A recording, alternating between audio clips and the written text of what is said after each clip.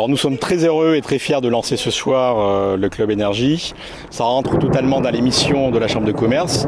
Nous accompagnons les entreprises dans leur transformation et il était tout à fait naturel, y compris dans la transformation énergétique et également le développement durable, que la Chambre de commerce, au travers de ce club, puisse être en lieu de catalyseur d'idées et d'échanges. C'est surtout d'être une source d'inspiration et d'innovation, de lieux auxquels d'autres entreprises qui sont à la fois sous-traitants ou qui pourraient éventuellement bénéficier ou souhaitant bénéficier de solutions énergétiques, de trouver les solutions. Donc c'est un cercle qui se veut effectivement large, avec un premier niveau qui sont entre guillemets producteurs et fournisseurs, et puis s'étalant ensuite sur un deuxième et troisième niveau pour ceux effectivement qui sont preneurs finalement de solutions énergétiques.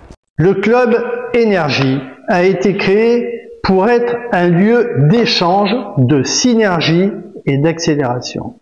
Il réunira des acteurs de l'écosystème, entreprises, élus, institutionnels, experts. Parce que la transformation énergétique ne peut être que collective. Elle demande du partage, de l'audace, des solutions concrètes et parfois de sortir des sentiers battus. Alors ce que nous attendons, c'est d'accompagner les chefs d'entreprise du territoire, donc du département, dans leur transformation énergétique, mais de façon concrète, c'est-à-dire leur donner les informations qu'ils peuvent venir chercher auprès de nous, auprès d'événements que nous allons organiser pendant bien une année. Et c'est vraiment du pratico-pratique. Voilà, c'est être proche du chef d'entreprise pour l'accompagner dans cette transformation. Ces initiatives sont extrêmement importantes parce qu'elles permettent de porter le combat et le débat d'idées exactement là où il y a la possibilité de faire naître des énergies. Et c'est pas un jeu de mots. C'est-à-dire que c'est à l'échelle des entrepreneurs locaux que la transition va pouvoir s'opérer. Il ne faut pas que ce soit vertical et descendant. Il faut aussi qu'il y ait une mobilisation horizontale, territoriale. Donc parler de ces sujets-là à la maille d'une CCI, c'est extrêmement important.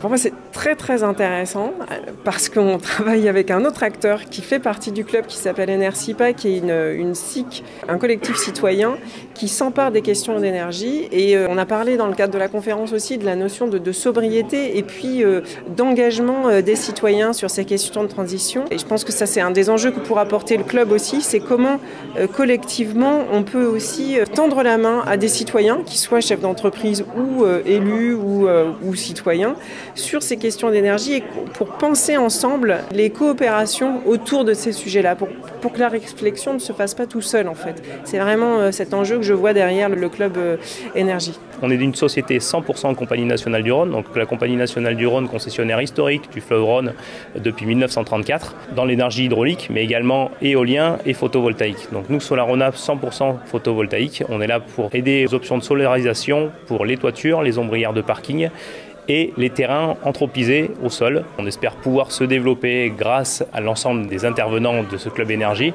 On espère pouvoir faire des rencontres, mais on espère pouvoir également amener notre petite pierre à l'édifice en rencontrant d'autres acteurs du territoire et pouvoir leur amener nos solutions et pouvoir faire ce qu'on sait faire chez Solarona, c'est-à-dire répondre à un besoin et pouvoir apporter nos solutions pour décarboner l'énergie du territoire. Alors c'est vrai que j'oscille entre, je dirais pas que je suis négative, mais il y a une forme de lucidité qui me rattrape et cette lucidité, en fait, elle peut paraître comme étant une forme de défaitisme.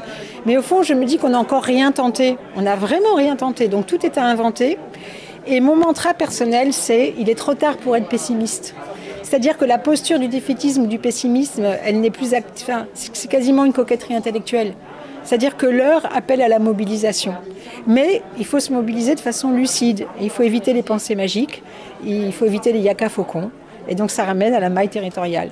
Qu'est-ce qu'on peut faire déjà ici, maintenant, à l'échelle de mon territoire, quand je suis entrepreneur. Ça se veut un lieu d'échange et de partage sur les solutions innovantes, y compris sur le volet formation, puisque c'est le cas. Nous avons au sein de la Chambre de commerce et d'industrie un centre de formation et nous aurons, c'est le cas dès 2026, des formations de titre professionnel niveau 4, 5 et 6 sur la rénovation énergétique. Contactez le Club Énergie, il y a une adresse mail, rapprochez-vous de la Chambre de commerce. En cela, évoquer avec nous donc l'ensemble des difficultés que vous pouvez rencontrer dans cette transition vers la transformation énergétique. Et nous mettrons tout en œuvre pour vous accompagner avec des acteurs du territoire qui sont dans les filières de l'énergie, qui font partie du Club Énergie, pour vous apporter des réponses tant au niveau de la formation qu'au niveau des financements et la façon d'appréhender donc cette transformation énergétique de votre entreprise.